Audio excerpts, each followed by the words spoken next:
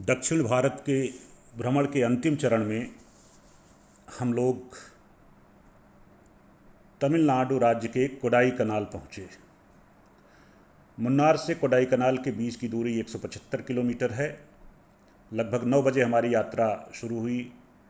केरल के मुन्नार और तमिलनाडु के कोडाई कनाल के बीच में तमिलनाडु का थेनी जिला मुख्यालय पड़ता है।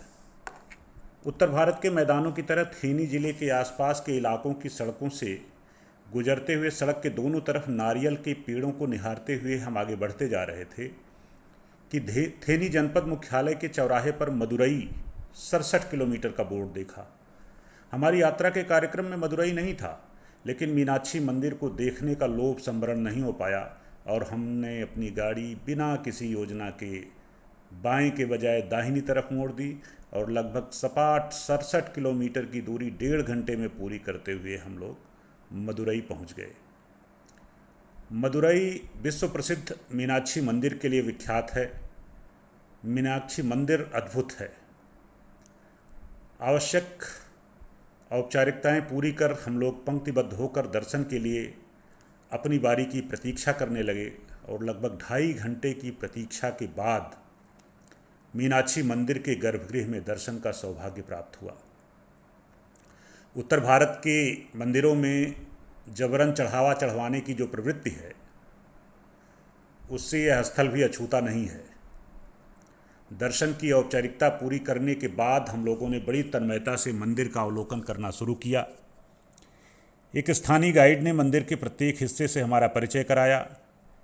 मीनाक्षी मंदिर शिव और पार्वती को समर्पित है। यह पांड्य राजाओं के स्थापत्य प्रेम की अद्भुत निशानी है। मीनाक्षी मंदिर में शिव को सुंदरेश्वर एवं पार्वती को मीनाक्षी के रूप में प्रदर्शित किया गया है। दक्षिण भारतीय स्थापत्य कला के अप्रतिम उदाहरण के रूप में यह 17वीं शताब्दी में स्थापित पांड्य राजाओं की स्थापत्य और शिल्पगत प्रतिभा का अप्रतिम उदाहरण है। मंदिर का स्थापत्य एवं वास्तु इतना अद्भुत है कि इसे आधुनिक विश्व के 7 आश्चर्य की सूची में प्रथम स्थान पर रखा गया है। पूरा मंदिर 45 एकड़ में फैला हुआ है और इसमें 12 गोपुरम हैं, जिनका शिल्प सिर्फ देखते ही बनता है। जिस बारीकी से और कुशलता से इस मंदिर की चित्रकारी की गई है, वह तमिल संस्कृति के वैभव और वैशिष्ट्य को प्रदर्शित करता है। ऐसी मान्यता है कि इस मंदिर के पुनर्निर्माण का दायित्व आर्यनाथ मुदलियार, जो मदुरई के प्रथम नायक के प्रधानमंत्री थे, उनके द्वारा कराया गया था। इस मंदिर में शिव और पार्वती के अतिरिक्त नटराज की भी मुद्रा स्थापित है। मंदिर के मध्य में एक भव्य सरोवर है, जिसके बारे में बताया गया कि यह 165 फीट लंबा एवं 120 फीट चौड़ा है। इस पवित्र सरोवर की भक्तगण परिक्रमा करते हैं। मंदिर में 985 भव्य तराशे गए स्तंभ हैं। उन पर बड़ी ही कुशलतापूर्वक खूबसूरती से मूर्तियां उकेरी गई हैं। द्रविड़ शिल्पकारी के बेहतरीन नमूने के साथ यह स्तंभ सदियों से भक्तों और पर्यटकों के लिए कौतूहल का विषय बने हुए हैं। हम अपने आप को सौभाग्यशाली मान रहे थे कि आज हमें यहाँ दर्शन करने का सौभाग्य प्राप्त हुआ। परंतु तमिलनाडु के अन्य शहरों की तुलना में मदुरई शहर अव्यवस्थित सा लगा।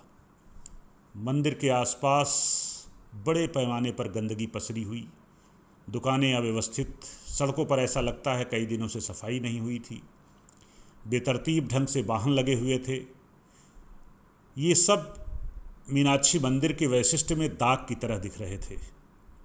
मीनाक्षी मंदिर का दर्शन करने के पश्चात हम पुनः कोडाई कनाल की ओर बढ़ चले। मुन्नार और ठेकड़ी की तुलना में कोडाई कनाल अपेक्षाकृत ठंडा था। उत्तर भारत में जहाँ इस समय कड़ाके की ठंड पड़ रही थी, वहीं ठेकड़ी में ठंड नहीं थी। मुन्नार में दिन भर गर्मी और रात में हल्की ठंड थी, लेकिन कोडाई कनाल में रात में हाड़ कपा देने वाली ठंड थी।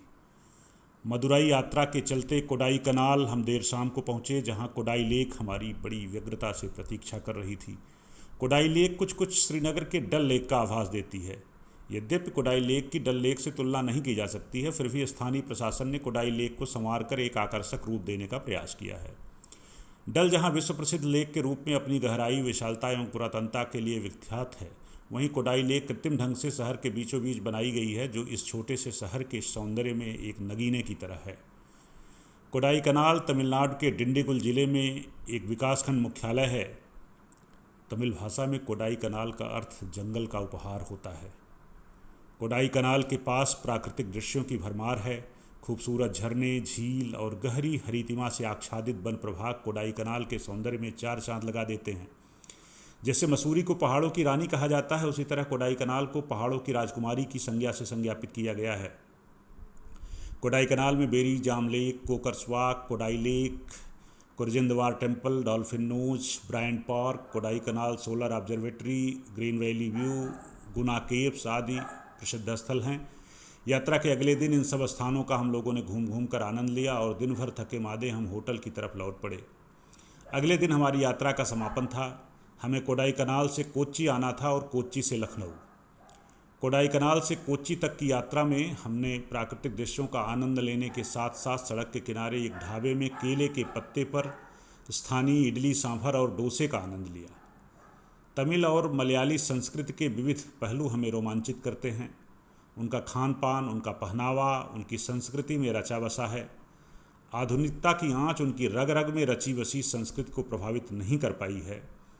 स्थानीय रेस्टोरेंट, गुला होटल एवं ढाबों में खाना खाते समय जिस तरह से वे प्राचीन भारतीय पद्धति को सहेज कर रखे हुए हैं, वह आधुनिकता की चकाचौंध में रचे बसे लोगों के लिए एक संदेश है। अक्सर आपको केले के पत्ते पर खाना खाते हुए लोग दिखेंगे। पूरे केरल और तमिलनाडु के शहरों में सफ़ेद शर्ट और सफ़ेद लुंगी को आदर्श परिधान के रूप में मान्यता है।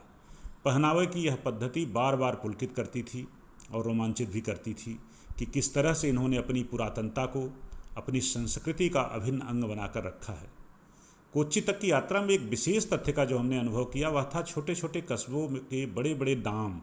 कुछ कस्बों के नाम तो 20 अक्षर के थे, जैसे थिरुमलायामपलयम, गोबीचेट्टीपलायम, कलप्पा नायकेनपट्टी, केम्बायनिकानिकनेपलायम। कोडाई कनाल से कोच्चि तक की यात्रा के बीच कई किलोमीटर सड़क के दोनों तरफ विंड मिल पवन चक्की को अत्यधिक संख्या में देखना कौतूहल सा लगा। सड़क के दोनों तरफ समतल मैदानों में बड़े बड़े पवन चक्की संयंत्र स्थापित कर उनसे विद्युत उत्पादन करना वहां की स्थानीय सरकार का सुनियोजित ढंग से विद्युत के क्षेत्र में आत्मनिर्भर होने का एक सत्प्रयास कहा जा सकता है। इस यात्रा में हमें मुन्नार से ठेकड़ी की तरह सड़क के दोनों तरफ मसालों के वृक्ष के दर्शन नहीं हुए। कोच्चि से ठेकड़ी तक की यात्रा में हमें अनानास के बड़े बड़े फार्म देखने को मिले थे, उसके भी दर्शन इधर नहीं हुए। अनानास उत्तर भारत के सभी नगरों में बहुतायत रूप से उपलब्ध होते हैं और लोग बड़े चाव से उसका सेवन करते हैं। अनानास के पौधों को उनके मूल स्वरूप में देखना बेहद सुखद लगा। अनानास के फार्म हाउस गुवाहाटी से शिलांग के बीच में भी दिखते हैं, लेकिन जितनी अधिक संख्या में कोच्चि से ठेकड़ी के बीच में दिखे उतना वहाँ पर नहीं। अब दक्षिण भारत के इन 4 शहरों की यात्रा का अनुभव आपके हवाले। अगली यात्रा में आपको हम पूर्वोत्तर ले चलेंगे। प्लीज़ इसके लिए हमारा YouTube चैनल प्रदीप पैनोरामिक तत्काल सब्सक्राइब करिए। हम आपको शिलांग और चेरापूंजी की हसीन वादियों में ले चलेंगे।